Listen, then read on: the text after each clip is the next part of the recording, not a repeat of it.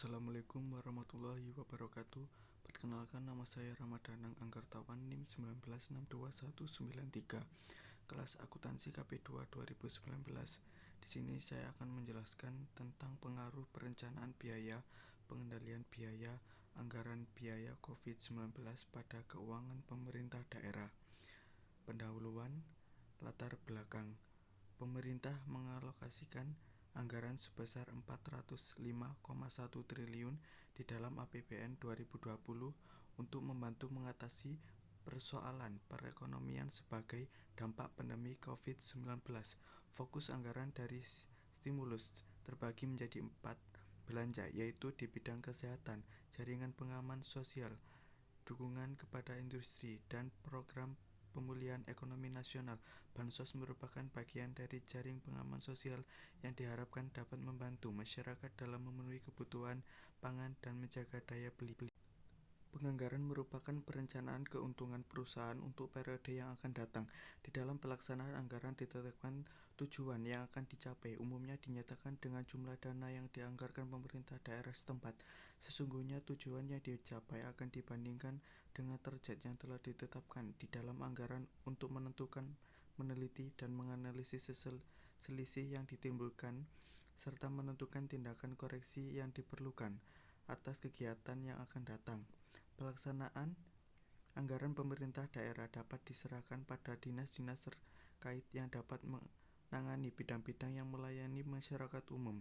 Dengan demikian, semua anggaran pemerintah daerah tersebut akan mendapatkan kesempatan besarnya untuk mempertahankan dan mengembangkan guna mensejahterakan masyarakat.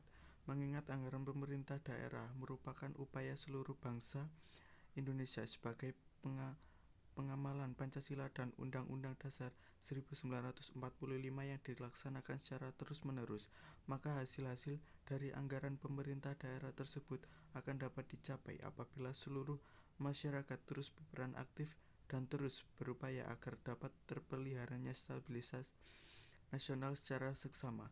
Salah satu faktor yang mendukung anggaran pemerintah daerah agar tetap beroperasi dengan efisien dan memperoleh manfaat yang maksimal bagi masyarakat adalah kemampuan manajemen dalam perencanaan dan pengendalian biaya, yang dalam hal ini adalah biaya bantuan masyarakat daerah yang terdampak COVID.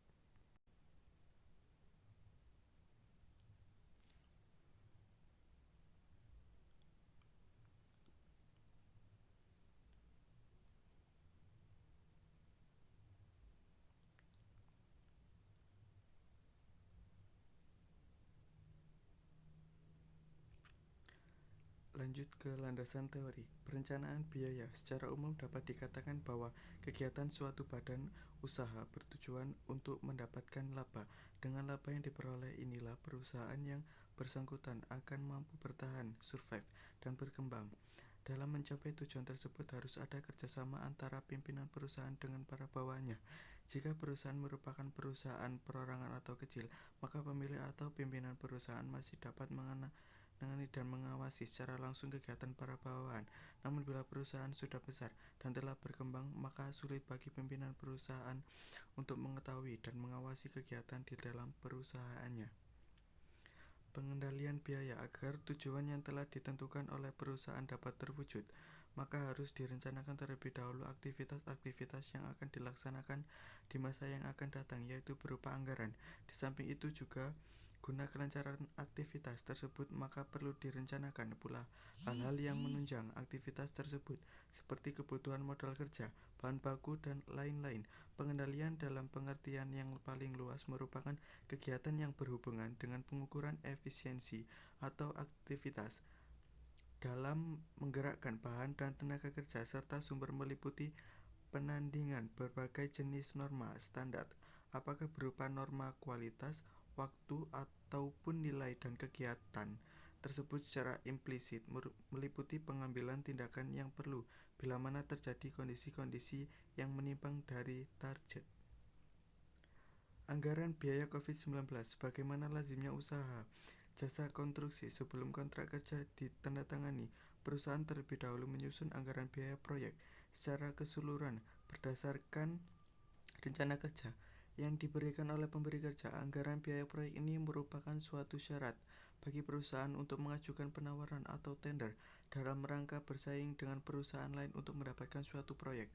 Untuk itu, penyusunan anggaran harus dibuat berdasarkan teknis dan pertimbangan tertentu sehingga anggaran dapat benar-benar berfungsi sebagai alat pengendalian keberhasilan suatu keuangan pemerintah daerah, tidak terlepas dari peranan manajemen dalam mengelola keuangan daerah era COVID-19. Untuk itu, setiap pemerintah daerah, terutama pemerintah daerah yang cukup besar manajemennya, memerlukan suatu sistem yang dapat membantu pihak manajemen melaksanakan bentuk kegiatan atau disebut anggaran daerah era COVID-19.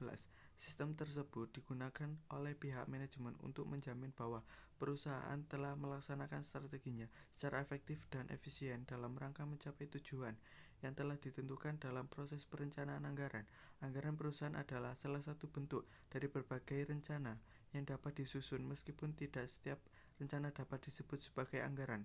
Anggaran keuangan pemerintah daerah merupakan rencana tentang kegiatan keuangan pemerintah daerah yang mencakup berbagai kegiatan operasional yang saling berkaitan dan saling mempengaruhi anggaran satu sama lain. Dalam keuangan pemerintah daerah, anggaran yang formal merupakan alat yang penting bagi manajemen, walaupun anggaran itu hanya merupakan salah satu dari kesimpulan proses penyusunan anggaran biaya era COVID-19 di dalam pendistribusian di bidang kesehatan, jaring pengaman sosial, dukungan kepada institusi, dan program pemulihan ekonomi nasional belum berjalan dengan baik karena masih ada penyimpangan dana yang dilakukan oleh Kementerian Sosial tanpa melibatkan atau berkoordinasi dengan bagian-bagian lain dalam hal pemotongan anggaran. Akibatnya, setiap bagian yang ada dalam bantuan di bidang kesehatan, jaring pengaman sosial, dukungan kepada industri, dan program pemulihan ekonomi nasional COVID-19 kurang sehingga Menteri Sosial harus bertanggung jawab untuk mencapai apa yang telah ditetapkan dalam anggaran biaya di bidang kesehatan, jaring pengaman sosial, dukungan kepada industri, dan program pemulihan ekonomi nasional tersebut. Sekian penjelasan singkat dari saya. Apabila ada salah dan kekurangan, mohon dimaafkan. Wassalamualaikum warahmatullahi wabarakatuh.